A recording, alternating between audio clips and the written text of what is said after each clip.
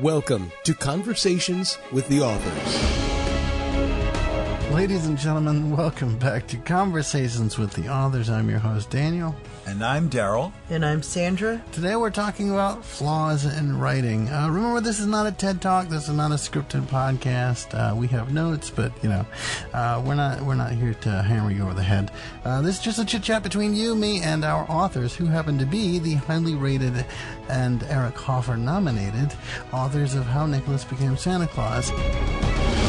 So we're talking about flaws in writing, and it would be a flaw not to thank Alexander Nakarada for writing our intro, because, man, it is something else. But also when we talk about flaws, Sandy, we talk about, for instance, magic systems that are too powerful, that it makes our characters invincible, or prophecies that come true so perfectly that the characters, even though they have free will, it still happens.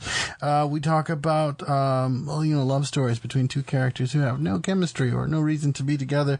And we talk about villains, who are just evil for the sake of being evil. And these are all things that you talked about, who wrote about in How Nicholas Became Santa Claus, this amazing fantasy novel. We have Nicholas, who is sort of understanding who he is and how he comes to be, as the title explains. And there are so many interesting and magical characters in his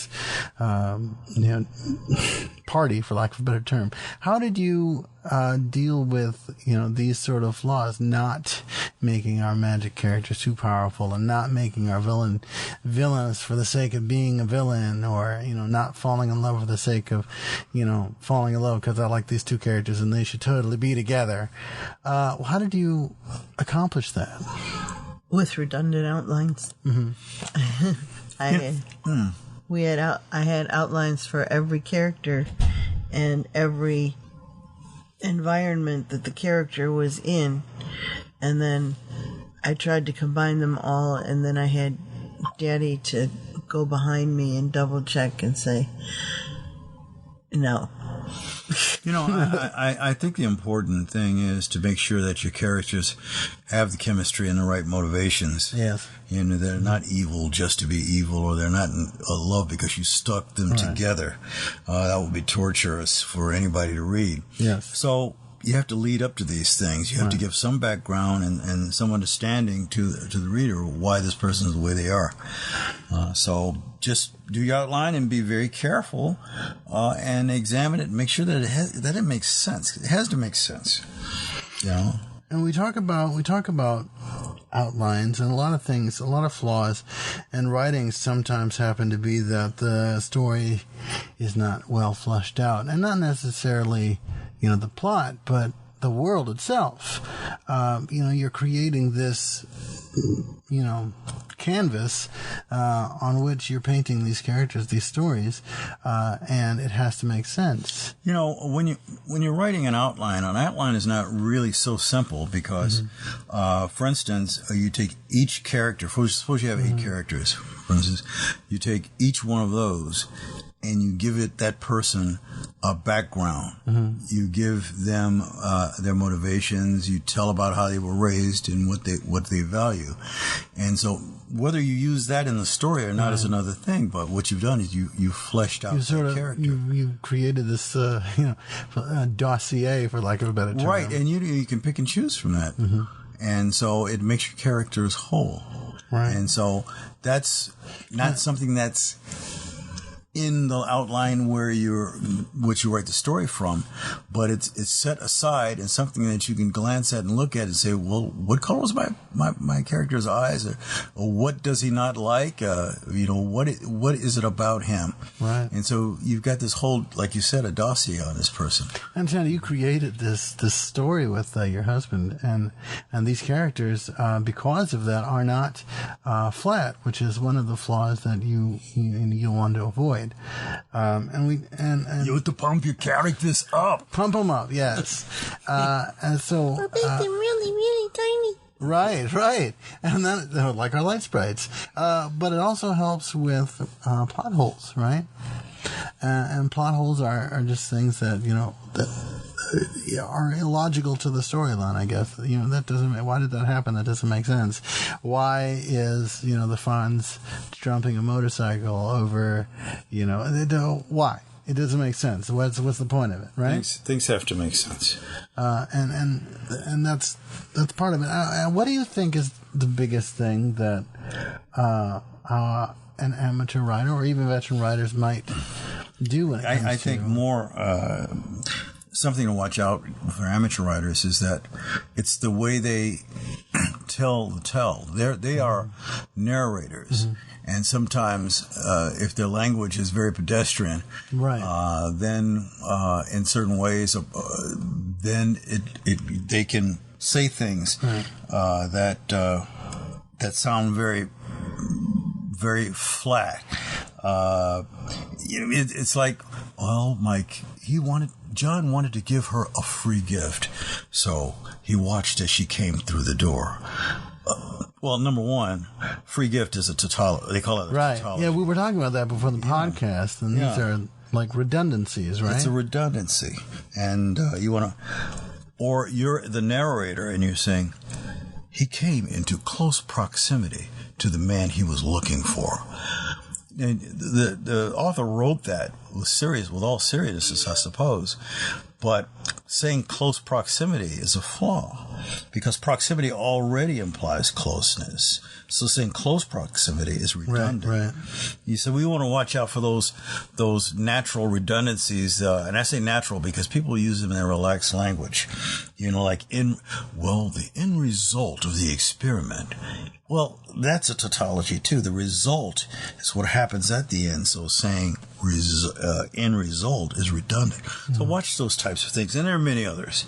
Basic fundamentals. Well, fundamentals are the basic principles of elements. So saying basic fundamental is redundant. It's right. Right, like reading. Reading is fundamental. Don't get me wrong. Your character. When your character's talking, your character can say anything that can come out of his mouth. Right. But if you're the narrator, just be careful because authors narrate. Right. They tell the story, and then their characters embody the words. The characters can say anything, but the narrator has to watch his language, unless he's doing that on purpose. Right. Because there's some stories that are written like that. You've seen old stories about foreigners and slaves and other people, and it's written in that type of vernacular. Even the narrator is speaking like that. Yes, there's this dialect that's happening. Right, so that was purposeful. Right, it wasn't by accident. Right. So you don't want to. But it has to fit the story. I think you can't just do it for the sake of doing it. A good writer doesn't make those things by accident. He does those things on purpose. Right. Yeah. What was the hardest part, Sandy, when it came to, making sure that you were avoiding flaws? Did you have any particular ones that you personally struggled with, or is there one that you that pet peeves you that you see elsewhere and sort of like, I don't know, gets on your nerves? One that I had to deal with was not having my physics and my characters in the same plane. Mm-hmm. So I would forget that my oddling was in the Orphic Forest, and I'd write him like he was. Oh, I see. In modern times. Oh, I see. And I'd have to go back and. We worked together to follow up on things like that. And there were things that I had to watch out for too. We watched out for one another. And what did you seem to struggle with, or what is your sort of pet peeve when it came to either reading or writing for Nicholas? I think it's something that you find a lot in this modern age of messaging and quick writing. And I watch out for it because it can sneak in even though you know better. It's like saying the contraction of UR is your, and you don't want to write YOUR, which is your, right? As opposed to YOU apostrophe RE. You want to make sure you get things like that right, and there it belongs over there, or it is theirs. You don't want to say THERES rather than THEIR. So you watch those and airs. Yeah, twos. And, yes. And I think the one thing is he's here too. is TOO, not TO. Right. Yes. Or TWO. Yes. Right. Yes. So just be cautious of those things. And it's not that you don't know better or that you're a bad or a dumb writer. It's those things slip in sometimes. Yes. Yeah. What is that text-to-speech program in messaging? Yeah. Uh-huh. I hate when I'm in a hurry and I say it and I say what I want to say, but then the computer spells everything wrong. Well, and I guess that's important because some people write on their computer. Some people may even dictate to their computer.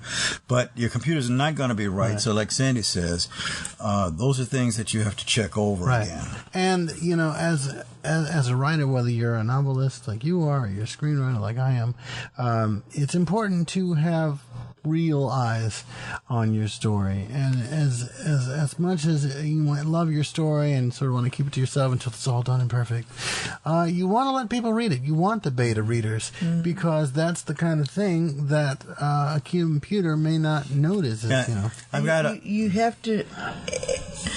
People using the AI, they have to realize that even though you're listening to your computer, you have to look at it too and double check it, because I've had instances where I've had the computer reading for me because I'm dyslexic and I want to know what I wrote and did I write it correctly, and then I look back at it and there are incorrect words in it. You said something about your eyes. Sometimes your eyes can fool you. You need to use your ears. Sometimes if you can have somebody read it back, have your computer read it back.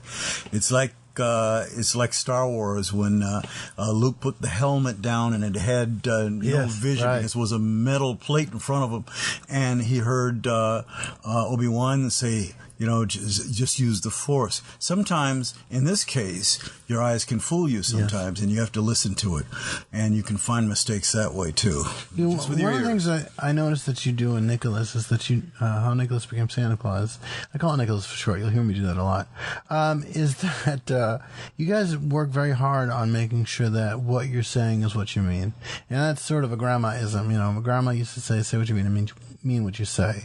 And so the idea of having a proofreader, a beta reader, is that they can read it, aloud to you, or they can read it to themselves. But they can also bring up where things get confusing. On this. Yeah. And it has to make sense. I remember this old Yogi Berra saying when he said, "I never said most of the things I said." Oh, yes. So make sure that what you're saying is makes sense. That is cogent and in order. Yes. And hand it back to a human, because the human is going to have that insight into humanity when you read, and it's important. We've talked about that on this podcast, a few times here and there. We even did a whole podcast specifically on AI, and I think we'll come back to it. But AI is not going to have those nuances. It's not going to, it can predict really well, but it's not really ever going to touch that humanity that makes a great story a great story. It's that human touch, I think, that makes things perfect. And I think that's why in sci-fi, a lot of the times, our heroes are human, or there's some half human, half cyborg, or half vampire, because that touch of humanity, number one, allows us to, as we always say, resonate with the character, but also, I think if it wasn't human, I don't think we'd really connect with the story as much. I think one of the things that humans have that machines don't is the ability to have a leap of logic. Yeah. Because we can do it on a gut feeling. Right. And so if you're half human, you can do that. But if you're like Data without the emotional chip, you'll just take it word by word, and you can't leap that logic. It's probably a good reason why AI is not being policey right now, because they can't make that jump that humans can do. Doesn't have the emotional chip. Right. They can't add that idea that, okay, I can understand what this individual is going through. Maybe we don't need to press charges, or maybe this time we can let them go, or, So that's something to consider when it. There's an old saying in the law. There's the letter of the law and the spirit of the law. The computer will always get the letter of the law right, but it will never have the spirit of the law. Right. Because again, this could be like La Miserable, where you steal a loaf of bread and you get a life sentence because somebody went to the letter of the law and not the spirit of the law, and not knowing or not caring or not feeling that this individual was starving and they need that. Right. And Sandy, I think it's important to sort of note that, and I'm sure you might agree with this, that AI and ChatGPT and all of this, they're the new shiny things in the room. Mm-hmm. So I think people feel kind of lured to that.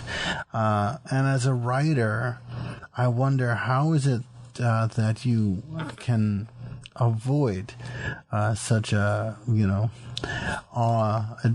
striking thing.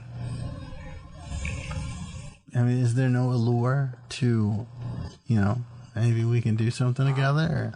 Or, like, how is it? I think that could be a flaw in writing, is that you're relying too much on the technology. I think there's something to be said about, I've noticed, just as I call myself an old writer because when I started writing, you had to go to the library. Right. Mm-hmm. And sometimes I miss that. Although I have every library in the world, every encyclopedia in the world, when you turn that page and you smell that ink and you look at the diagrams, there's connection that is made that you don't quite get when you tap a key on the keyboard. It's interesting you say that, because I grew up in a transitional period where, computers were just coming into elementary schools. So, we had the spell checks and things. And so that allure of, don't worry about your spelling, let the computer fix it. I think that became a flaw because too many people became reliant on it. So I think that's something we need to watch out for as writers. Mm-hmm. Oh, of course. There was a time in English history before there were even dictionaries. People used to spell things, for instance, any way they felt. And then and Dr. Johnson came around in the 16th, 17th century and wrote the dictionary. And then after the revolution and times leading after that, then you had Webster come along and write the American version of English. But so to standardize the language, to standardize the words. And so we do have standards, and we must keep those standards and preserve those standards. They're one of my favorite performers, Victor Borge. Yeah. He had this most elegant performance called phonetic pronunciation, where he took a passage from anything and he would read it as written with all of the But he would do sound effects for the punctuation. Oh yes. In order to get the emotion across that you would think you were getting from reading it, and you don't get that often with a computer. Sometimes you don't get that feeling. Even when you're reading off of a paper, you don't get the feeling of what's actually being said. And I think also that's what we got you for. That's right. That's why our stories have every single emotion that our body does. And I was going to say, every sensation. You don't get the feeling of what's being felt. And Sandy, you did an amazing job in accomplishing this in How Nicholas Became Santa Claus. And I've been told that it's better than Harry Potter. Now, I don't want to spoil anything, but I will say that I've been told by readers, a lot of female readers, mothers, that there's a particular scene in the book which you've been told, Daryl, that they always recall, which strikes you with emotion. And if you're an emotional person like I am, it strikes you and you'll remember it. Oh, yes. And so How Nicholas Became Santa Claus, without, being braggadocious, is a master class, I think, in really on how to communicate in description, as you write, Daryl, and in emotion, as you write, and sensory, as you I write. appreciate that. Thank you. And if you want to experience this book, if you want to read this book and be a part of this book, visit our website at troopbooks.com, where you can land on our author page and pick up a hardcover or a softcover. You can visit our TikTok, our Instagram, our Facebook, our X at Troop Books. And if you've got an idea for a show, if you got a topic you want to talk about, hit us up at info@troopbooks.com. If we like it, maybe we can talk about it. And I'll talk to you next time on Conversations with the Authors.